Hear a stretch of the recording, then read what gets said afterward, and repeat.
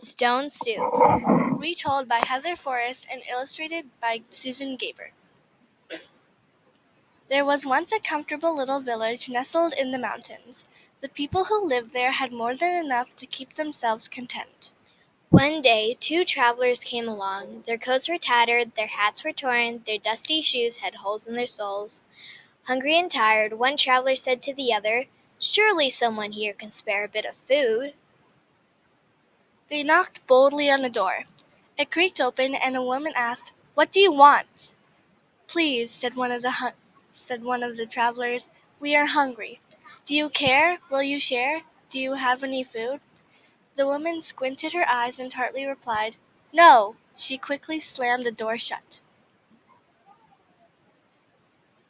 The travelers walked a little further down the road and knocked on another door.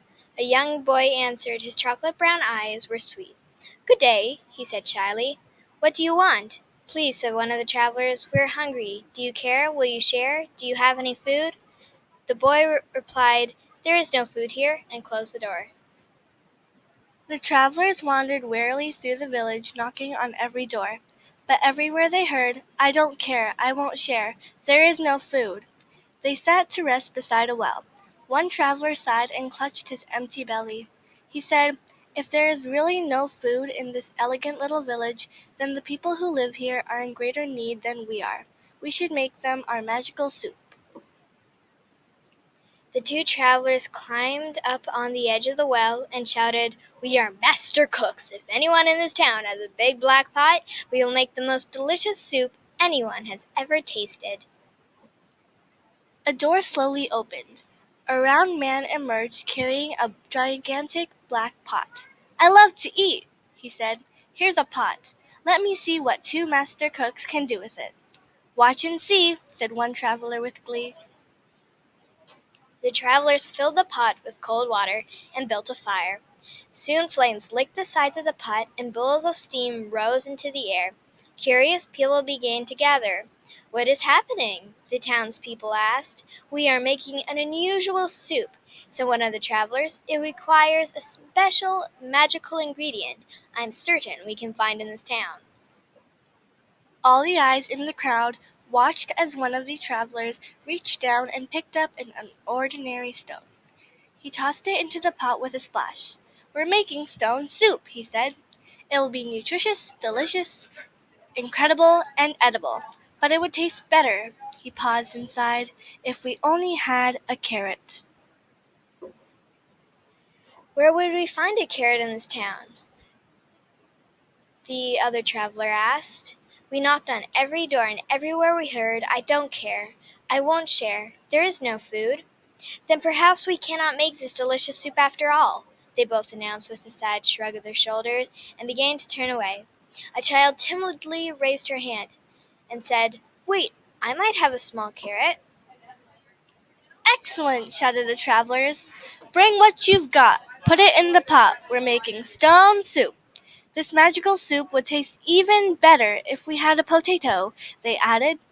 A deep voice in the back of the crowd called out, "I have a potato." "Wonderful!" shouted the travelers. "Bring what you've got. Put it in the pot. We're making stone soup." "It would taste better still," they said, "if we just had a few more ingredients." "Perhaps," said one villager, "I could bring a green bean." "Well," said another, "if you're going to bring a green bean, I will bring a kernel of corn." "I shall not be outdone," cried another. "I will bring an egg noodle." One by one, voices announced, "I will bring a slice of celery." "I will bring a pinch of pepper." "I can bring a sprig of parsley." "I might have a tiny turnip." "Well, why are you waiting?" cried the travelers. "Bring what you've got. Put it in the pot. We're making stone soup." Everyone in the town ran home to bring one small thing to put in the pot. Food flew through the air and landed with splashes in the growing soup. Soon a huge pot was full and shimmering. A wonderful smell drifted through the air. The smell was so tempting, people brought out bowls, spoons, chairs, and tables.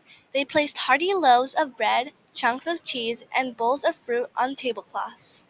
Everyone came to taste the soup and marveled at the flavor. "It's amazing," said one woman. "These two travelers made such a delicious soup out of stone." "Out of stone," said the travelers with a grin.